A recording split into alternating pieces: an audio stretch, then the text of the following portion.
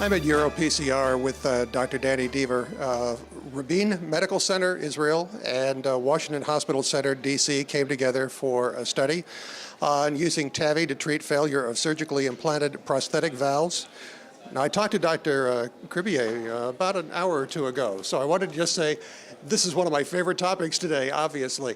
You presented here the late-breaking results of a great clinical trial. Why were you studying it first off, TAVI in these patients with synthetic valves? Well, first of all, there is a significant amount of patients there is a big clinical need for that. Surgical bioprosthetic valves are being implanted more and more in the last decade, and these valves have limited durability. They are expected to fail after a decade, 2 decades the most. And these people are becoming old. They have a lot of comorbidities, and it will be a second operation if the valve fails. So high-risk population. Correct. So you're using TAVI to try and help these patients. TAVI in Europe, TAVR in the United States. How many patients were you looking at? Well, we have collected, it's a registry. It's a global, we call it the Global Valve-in-Valve Registry. It was initiated in December 2010, and since then we collected 420 cases around the world, mostly in Europe, but also in North America, in Canada, in Australia, New Zealand, and in the Middle East. And it's getting progress. And this group of patients, and they are very, very sick patients, most of them had no option. And they had TAVI or TAVR inside a degenerated bioprosthetic valve, which is not exactly the same procedure that we do in a native valve.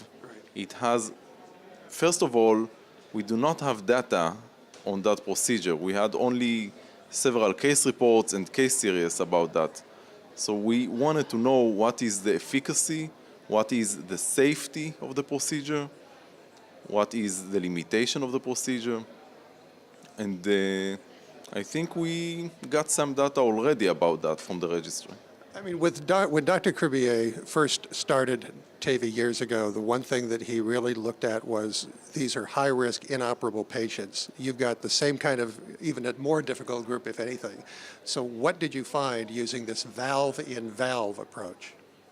First of all, we were very, very happy to see that for such a sick group of patients, the 30-day outcome of that sick group of patients is that 87% of them went to New York Heart Association class 1 or 2. This is really surprising.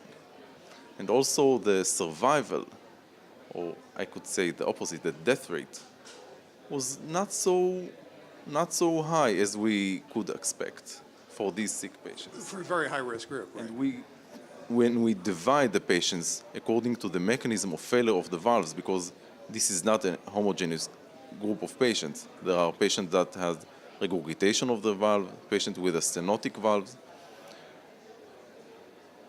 We can say that all groups did really well. The regurgitation group, their mortality rate was only 4% in 30 days.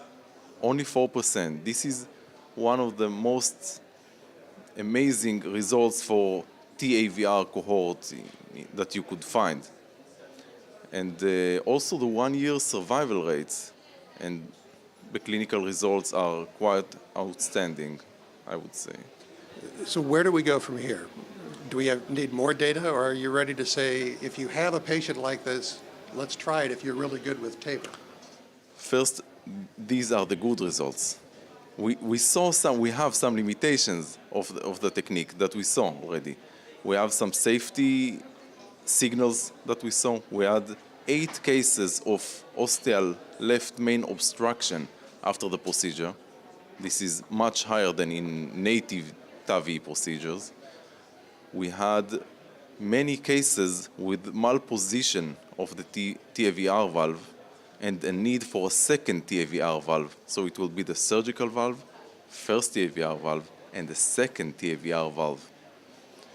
And we had another efficacy limitation of the technique, which is high residual gradient after the procedure.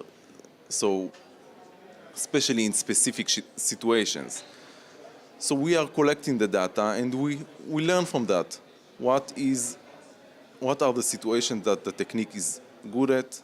What are the situations that maybe we should wait for another devices that probably will come in several years? And we are now at the stage that we are keep collecting the data and learn more and more from each time we do the analysis.